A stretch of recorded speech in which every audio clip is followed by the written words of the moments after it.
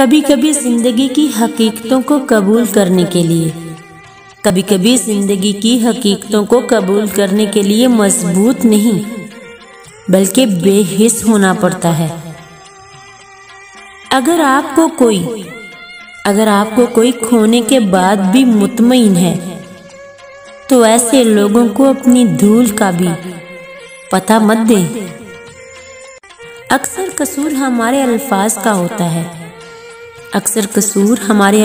का होता है जो सामने वाले को हमसे दूर कर देता है।